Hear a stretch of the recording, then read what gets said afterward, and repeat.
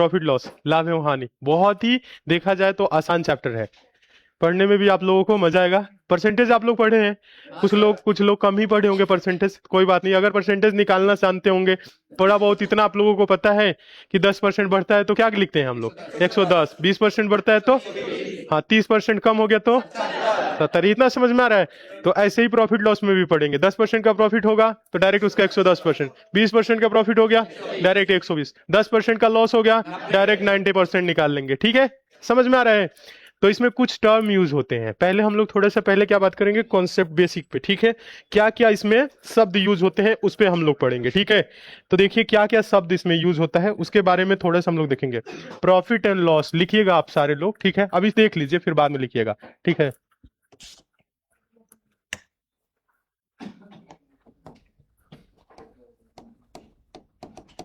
Profit and loss मतलब क्या होता है, हाँ लाभ और हानि, लाभ और हानि, लाभ और हानि समझ रहे हैं क्या होता है। लाभ कब होता है, हाँ एसपी नहीं, मतलब मान लीजिए कोई वस्तु हम खरीदे, कोई वस्तु 100 रुपए में खरीद लिए और उससे ज्यादा मूल्य में अगर बेच रहे हैं, हाँ जितना में खरीद रहे हैं 10 रुपए में खरीद लीजिए और उससे 10 रुपए से अगर ज्यादा में बेच रहे हैं तो क्या होगा, लाभ होगा। अगर 10 रुपए से कम में बेच रहे हैं तो हानि होगा, इतना तो पता ही है। 10 रुपए की वस्तु 10 रुपए में बेच दिए तो क्या हुआ, ना लाभ ना हानि, समझ में आ रहा है। यानी लाभ कब होगा, जब हम ज्यादा में बेचेंगे, तो हानि कब होगा, हम अपने जो भी मूल्य में खरीदे हैं उस मूल्य से अगर नीचे बेच रहे हैं, कम मूल्य में बेच रहे हैं तो हानि होगा, इतना तो पता है, तब लाभ हानि पढ़ाने की क्या जरूरत है, ठीक है। आइए देखिए कुछ कुछ इसमें हम लोग क्या करते हैं, कुछ टर्म यूज होता है शब्द, देखिए उसे पहले हम लोग लिखेंगे। सीपी इसका मतलब होता है cost price, cost price, cost price मतलब होता है हिंदी में अगर इसे हम बोले तो क्रय मूल्य, क्या बोलते हैं, क्रय मूल्य, ठीक है। क्रय मूल्य क्या होता है, जिस मूल्य पे हम वस्तु को खरीदते हैं, ठीक है।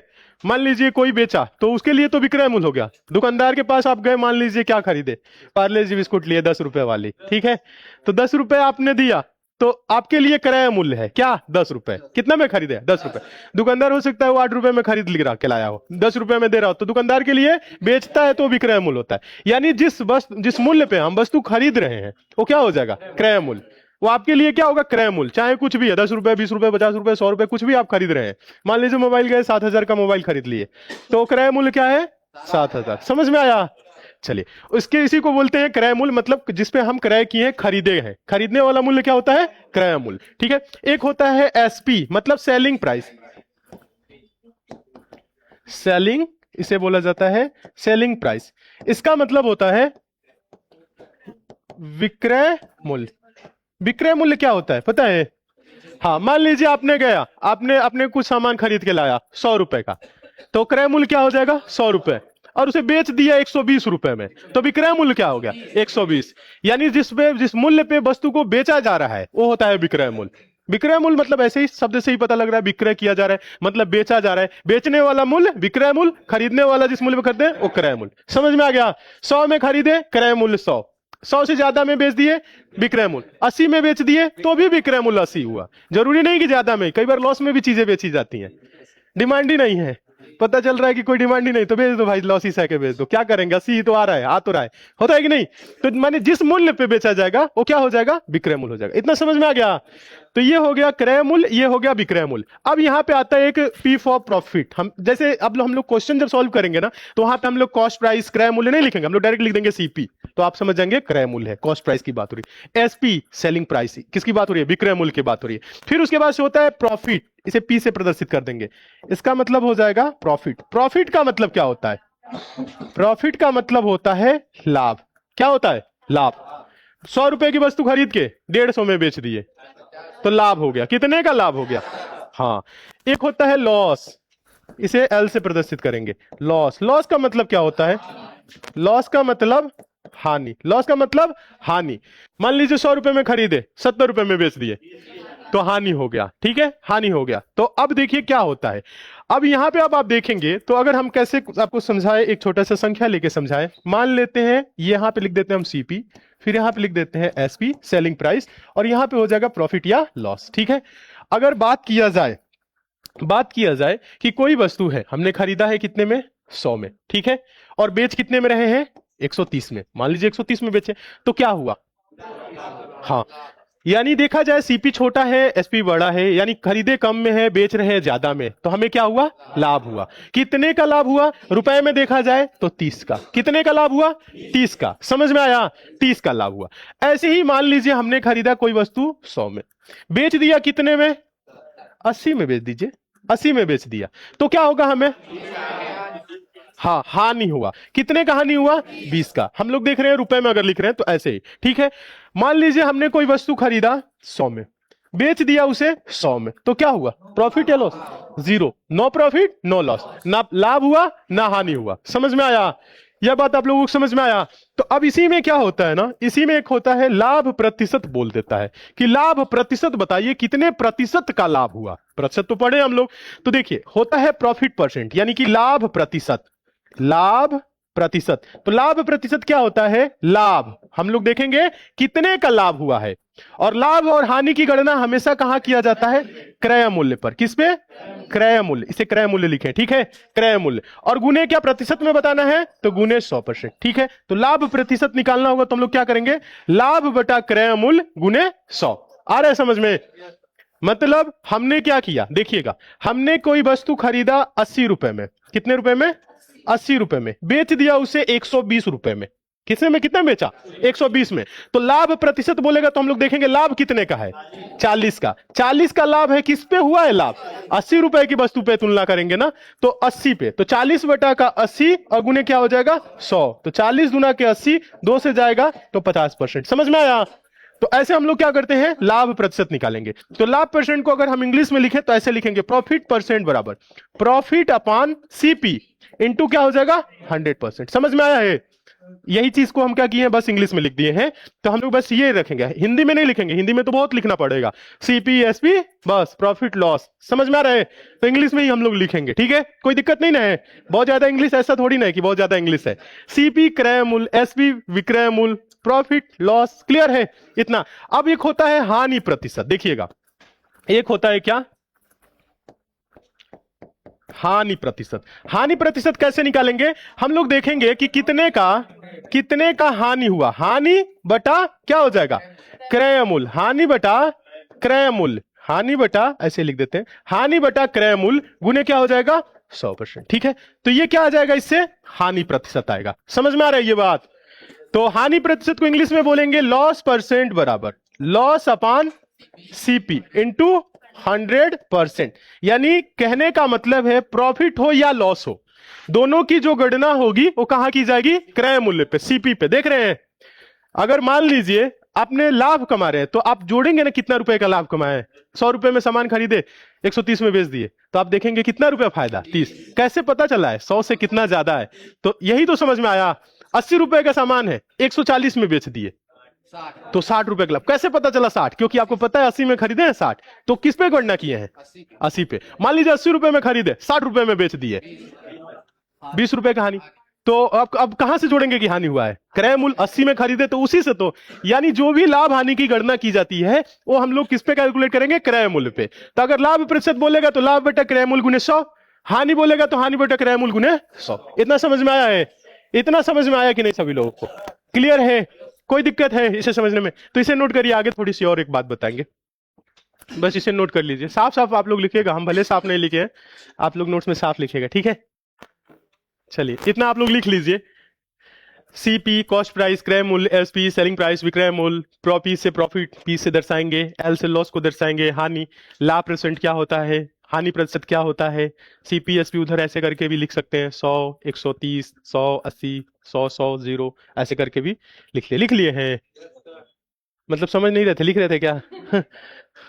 चलिए ठीक है, इतना तो आता होगा। ये नर्सरी क्लास वाला सा भी पढ़ा रहे हैं, ठीक है, पहला क्लास है, ठीक है। हाँ, पहला क्लास बेसिक है। जो लोग पहले से पढ़े होंगे, लाभ हानि के क्वेश्चन बड़े बड़े सॉल्व कर रहे होंगे, उनको लग रहा होगा कि क्या ही पढ़ा रहे हैं, बिना मतलब की चीजें। हाँ मुझे पता है, लेकिन ये पहला क्लास बिना मतलब क्या होगा, जो भी चैप्टर होगा वो बिना मतलब का ही होता है, ठीक है। बाकी इसके बाद से जो हम लोग चैप्टर स्टार्ट करेंगे उसके बाद से आपके मतलब का होने लगेगा, ठीक है। चलिए, जो भी चैप्टर स्टार्ट होगा, पहला क्लास आपको लोगों को लगेगा बिना मतलब का फालतू चीजें पढ़ा रहे हैं, ठीक है। लेकिन यहाँ पे हम ये मानते हुए पढ़ाते हैं कि कुछ स्टूडेंट ऐसे होंगे जो बिल्कुल भी नहीं आता होगा, जीरो, तो ये मान के हम पहला क्लास ले रहे हैं, ठीक है। अब बहुत जैसे मैं कर रहे हैं, चलिए ठीक है। इतना नोट कर लिए। अब इसमें कुछ और चीजें बताएं, देखिए लिख लीजिए, आप लोग सारी लोग लिख लीजिए। बस ये लिखना है, लाभ परसेंट बराबर लाभ बटा क्रय मूल गुने 100, प्रॉफिट परसेंट प्रॉफिट अपन सीपी इंटू 100, हानि लॉस अपन सीपी इंटू 100। आ गया इतना समझ में? इतना आ रहा है ना समझ में? सारी चीजें क्लियर है? अब देखिए, अब एक चीज यहां पे देखेंगे, थोड़ा सा ज्यादा नहीं, यहां पे देखिए प्रॉफिट कब होता है, लॉस कब होता है। अगर हम ऐसे शब्दों में बताएं तो अगर देखा जाए, कहने का मतलब है प्रॉफिट कब होगा, जब सेलिंग प्राइस बड़ा होगा, विक्रय मूल्य बड़ा होगा। ये क्या हुआ है 20 रुपए का, ये क्या है, ये लॉस है ना, प्रॉफिट नहीं है, ऊपर वाला है ना। यहां देखिए, अभी ऊपर से ये क्या है, प्रॉफिट है। कैसे पता चला कि प्रॉफिट हुआ 30 का, कि एसपी बड़ा है, एसपी में से सीपी को घटाए, यही तो किए हैं। विक्रय मूल्य में से अगर क्रय मूल्य घट रहा है तो क्या होगा, प्रॉफिट हो रहा है। यानी कि ज्यादा में बेचे हैं, बेचने वाला मूल्य अगर बड़ा है और खरीदने वाला छोटा है तभी तो प्रॉफिट होगा। तो ये प्रॉफिट के लिए हम बोलेंगे एसपी माइनस सीपी बराबर क्या होगा, प्रॉफिट होगा कि नहीं होगा। एसपी में से अगर सीपी घट रहा है तो प्रॉफिट हुआ, ठीक है। तो ये होता है एसपी माइनस सीपी, यानी विक्रय मूल्य में से अगर क्रय मूल्य घट रहा है तभी तो प्रॉफिट होगा। आ रहा है समझ में? अभी समझिए, लिखिएगा नहीं, अभी लिखिएगा।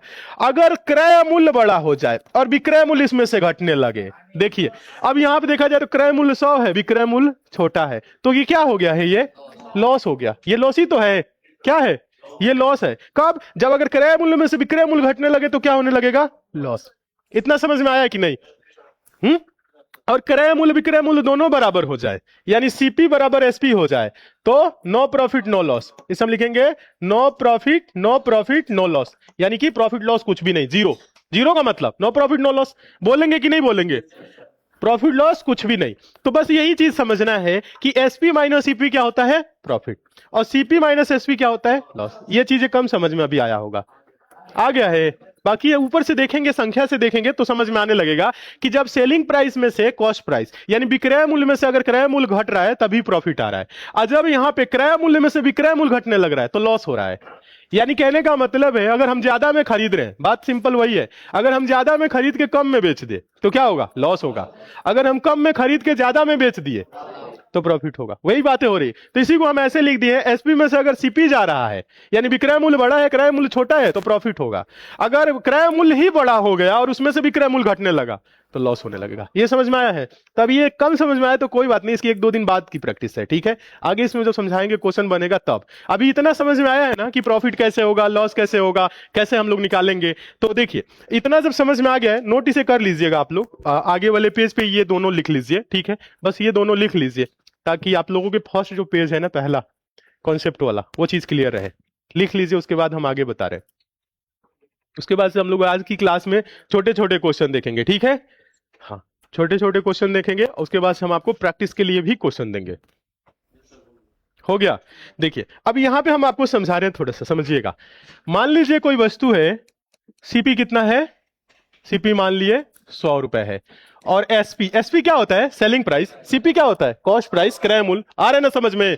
हम खरीदे 100 में और बेच दिए कितना में, 120 में, तो हमें क्या हुआ, प्रॉफिट हुआ कि लॉस हुआ, बताइए क्या हुआ। तो आप देखेंगे 100 में खरीद के 120 में बेचे हैं तो प्रॉफिट हुआ कितने का, 20 का, 20 का ही हुआ।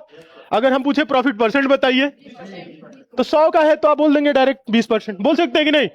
चाहे हम निकालेंगे प्रॉफिट परसेंट का क्या फॉर्मूला होता है, प्रॉफिट अपॉन सीपी इंटू 100%, यही होता है। तो आप देखेंगे 20 का प्रॉफिट है, सीपी क्या है, 100 है, और गुने क्या होगा, 100%। 100 से 100 कैंसिल, आंसर क्या होगा, 20%। आया समझ में?